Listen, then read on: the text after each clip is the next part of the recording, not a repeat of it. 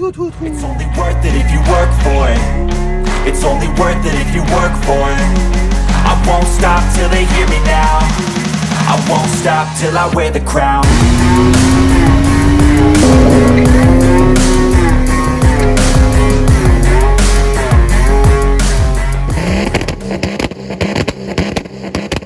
Hello and welcome back to another video. Thank you so much for tuning in. So today's video is not going to be about the rise of Benz, but rather my mom's W204 C220 CDI that's bleeding.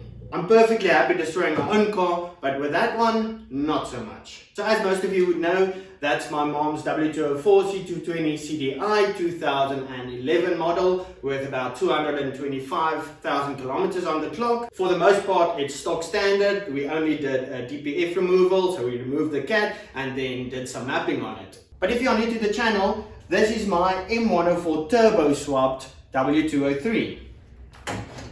But we blew a head gasket, so yeah, not so fun. And then I do have the head over here that's going to go with us to Andro. He's a qualified Mercedes mechanic and actually knows what he's doing, unlike me. So let's get that loaded into the car and then see if we can get that oil leak fixed.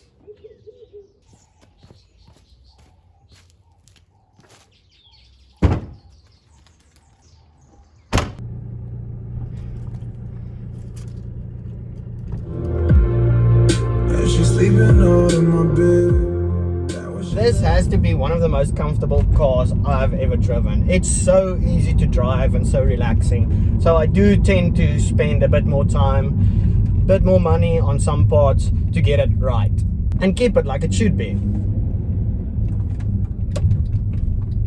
I did make a video or two on the car a while ago where we got it mapped at Lance from Torque Tuning. By the way, if you want your car mapped, he's the guy to talk to. And we also did a CAT or DPF removal. So stock standard, they are 400 Newton meters torque, so this one should be a bit more, and it does pull pretty good.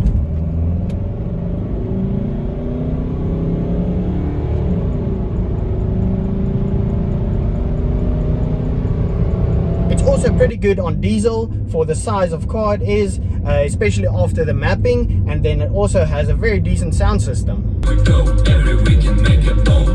So I'm just pulling up to Andro's workshop, and then we're going to start off by cleaning the engine and then maybe taking the car for a drive so that we can see exactly where it's leaking, because a while ago we did look under the car about 2 weeks ago when the oil leak started, and the whole engine is full of oil, so we can't really see where the oil is coming from. So we're going to clean it up and then take it for a small drive, see where it's leaking, and then take it from there.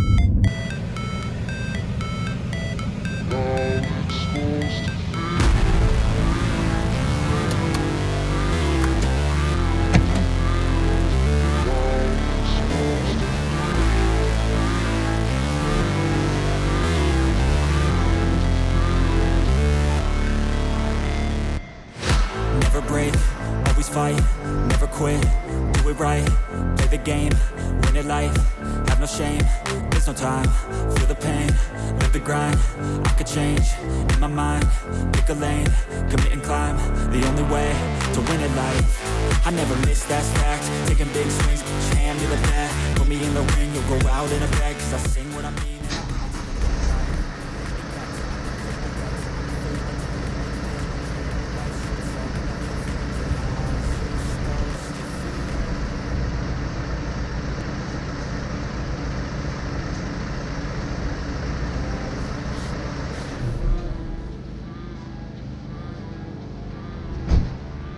Alright, so we didn't have to start the car and drive it to find the oil leak. So the oil leak is coming from the front of this thing. So we think one of these seals might be leaking. So I guess we need to take everything apart. I'm going to start with the power steering pump and just check from there. I don't really want to remove everything over here. So we'll start over there and see how things go. Special tool, have a like Torque 40 in there. Let's see.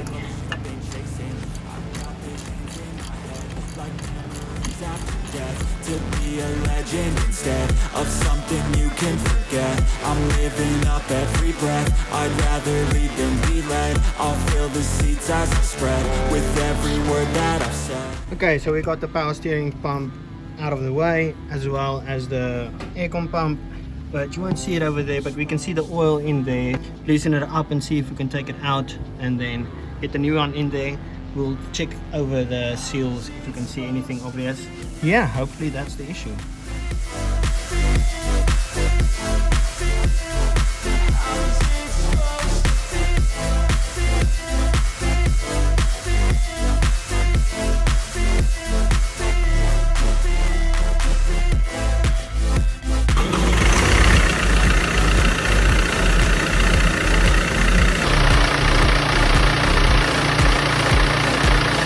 Alrighty then, it's still leaking, so I'm gonna do everything all over again. There are two other things it might be, so yeah, gonna lower it back down. So nice to have a lift. Alright, so it's a bit later, and I have to say, second time taking things apart goes much faster, but we ruled out that it's not this part.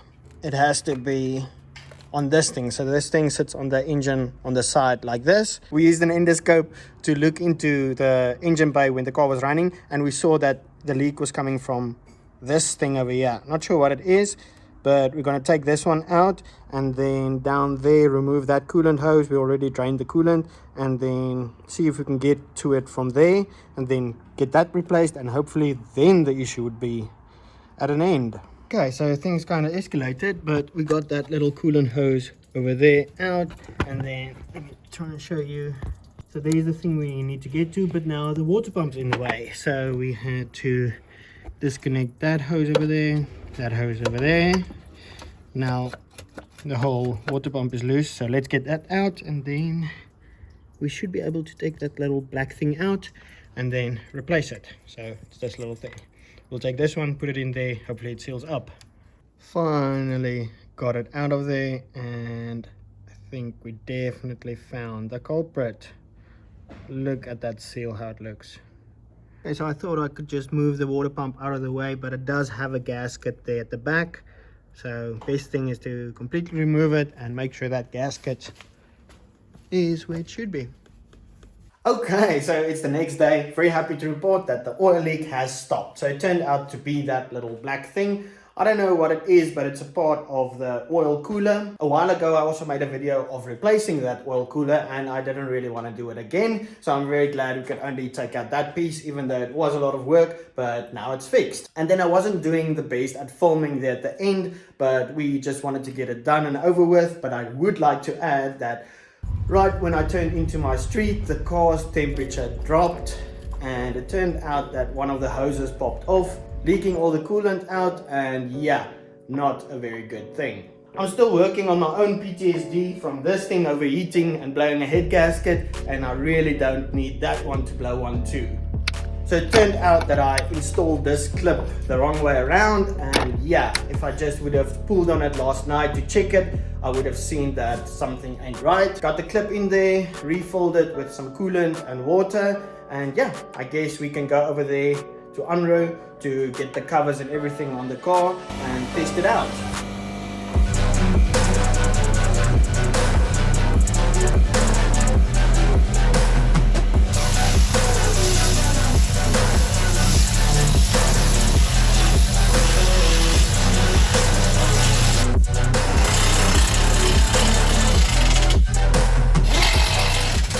Made it over here to Unro without any issues at all. We already went ahead and cleaned those two covers that go under the car and got them put back in there. So yeah, just waiting on a place for me to put that head, and then we should be good. If I can keep the ricer Benz to stop freaking blowing head gaskets, we can come and pick this one up and start on it. Sitting over here waiting for its new life.